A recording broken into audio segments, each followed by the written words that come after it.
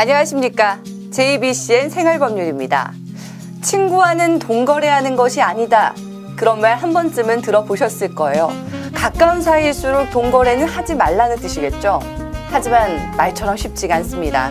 안 빌려주자니 매정한 사람이 되는 것 같고 또 빌려주자니 못 받을까 봐 걱정이 되고 오늘은 돈 제대로 빌려주고 제대로 받을 수 있는 방법을 소개해드리겠습니다. 오준근 변호사님 모시고 차용에 관한 이야기 나눠보겠습니다. 안녕하세요, 변호사님. 안녕하세요. 네, 반갑습니다. 오늘은 차용에 관해서 좀 얘기를 나눠보려고 해요. 네, 저도 개인적으로 가슴 아픈 사연이 있습니다. 제가 큰 돈을 빌려주고 아직까지도 못 받았거든요. 이거 네. 어떻게 받을 수 있는 방법이 있을까요?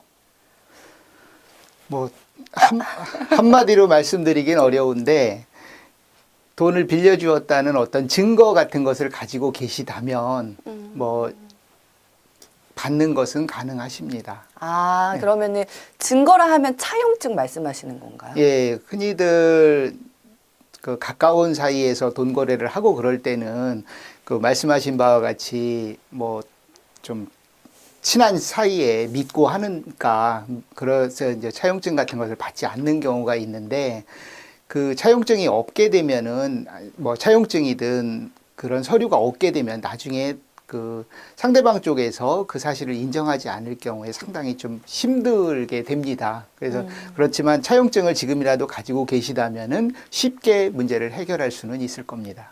그러면은 차용증이 없을 경우에는 어떤 걸 증거로 삼을 수가 있을까요? 준비해야 될 게 있다면 어떤 게 있을까요? 가장 좋은 거는 뭐 누가 뭐래도 서로 당사자들 사이에 차용증이든 아니면 뭐 어떤 내용의 서류든지 돈을 받았다는 거 그런 것을 확인하는 뭐 확인서도 좋고 수령증도 좋고 이런 서류를 작성하는 게 가장 좋은데 그게 친구 사이에서 뭐 잘 안 된다면은 최소한의 방법으로는 돈을 현금으로 그냥 주지 말고 은행 계좌를 통해서 보내주는 것이 그래도 근거를 남길 수 있는 방법이 될 수는 있습니다. 아니라면은 수표로 주든가요. 아, 그러니까 계좌로 송금하지 않을 경우에는 수표로 받는 방법도 있네요. 네, 수표는 사용을 하게 되면 그 배설을 한다든가 해서 누가 썼는지가 나중에 확인할 수가 있기 때문에 다만 10만 원짜리 수표 같은 경우에는 좀 배설을 안 하기 때문에 고액권 수표가 낫겠죠.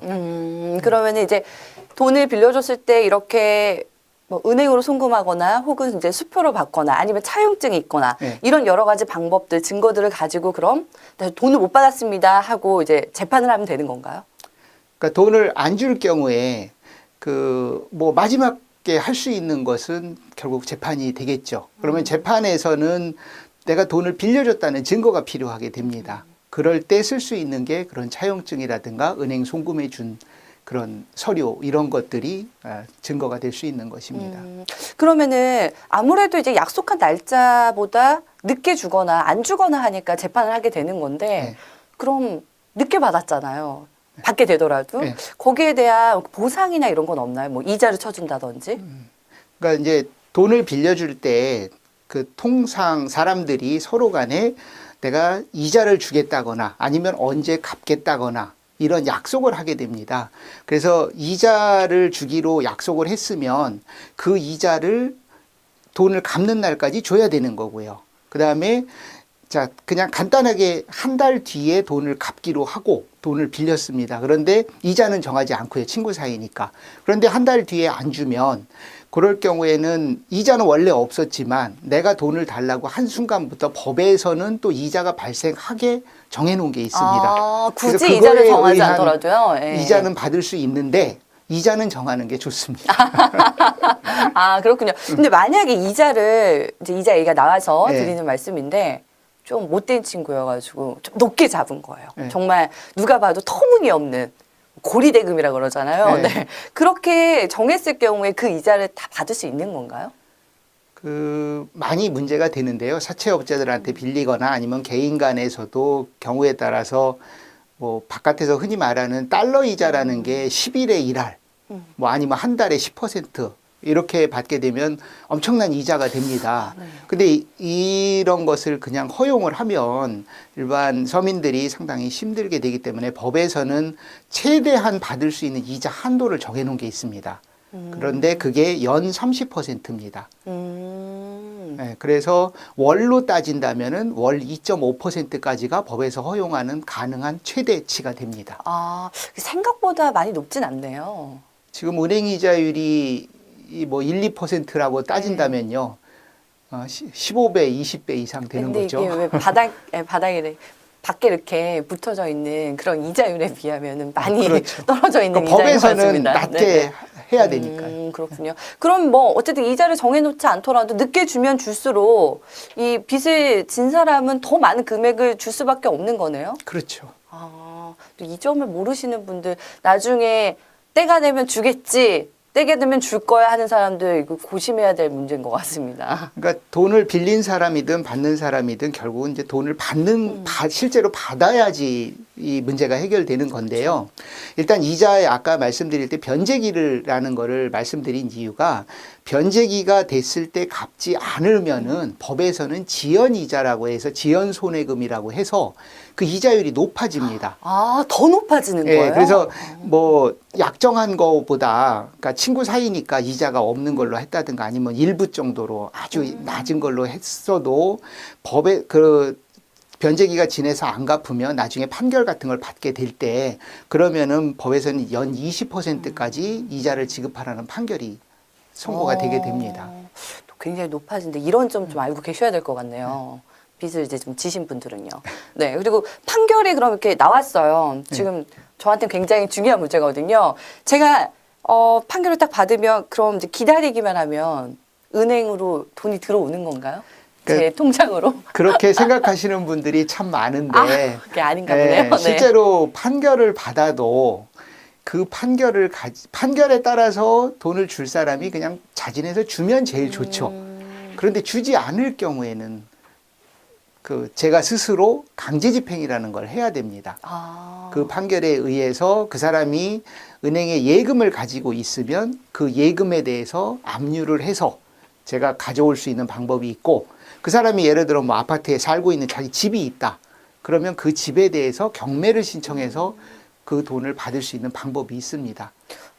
만약에 안타깝지만 그 돈을 빌려간 사람이 예. 재산이 하나도 없어요. 예. 그럴 경우에는 받을 수 있는 방법은 없는 건가요? 그러니까 빌려줄 때에 그 사람이 재산이 전혀 없는 사람이라는 걸 알고도 그냥 무턱대고 빌려줬다 그러면 그거는 뭐 못 받을 걸로 생각한 걸로 봐야 되겠죠. 그럴 경우에 미리 좀 대비를 한다면 주변에 다른 사람으로 하여금 보증을 쓰도록 한다거나 아니면은 그 사람이 재산이 전혀 없으면 다른 사람 재산으로서 담보를 제공하라고 한다거나 하는 거는 좀 대비책이 될 수는 있겠죠. 제가 개인적으로 이렇게 문제가 있는 그런 사안이기 때문에 더 이렇게 집중하게 되는 것 같습니다. 그래서 시간이 어떻게 흘러가는지도 모르겠는데 그럼 마지막으로 돈을 빌려줄 때 꼭 이것만은 주의하십시오. 해줄 수 있는 게 있다면 좀 말씀 좀 해주세요. 그러니까 통상적으로 보면 가까운 사이에서 돈 거래를 했을 때 문제가 됩니다. 뭐 말씀하셨듯이 전혀 모르는 사람 사이에서 돈을 빌리면 그때는 서류 작성을 정확하게 하거든요. 그래서 이자라든가 변제기까지도 다 정해서 약속을 하는데 가까운 사이에서는 그거 작성하는 것도 참 개면쩍고 또 요구하면은 내가 좀 야박한 사람 같이 보이기도 하고 그래서 그걸 안 하게 되는데 그럴 경우에 나중에 문제가 생기게 됩니다. 그래서 제가 말씀드리고 싶은 것은 가능하면은 서류로서 근거를 확실히 남겨두시는 것이 가장 좋고 그다음에 나중에 또 아까 말씀드렸지만 판결을 받더라도 이것이 나중에 집행을 하는 데 있어서 문제가 되고 또 판결 받기까지도 시간이 많이 걸리니까 미리 그 강제 집행을 인정하는 공정증서 같은 걸 작성해 두는 것도 방법은 됩니다.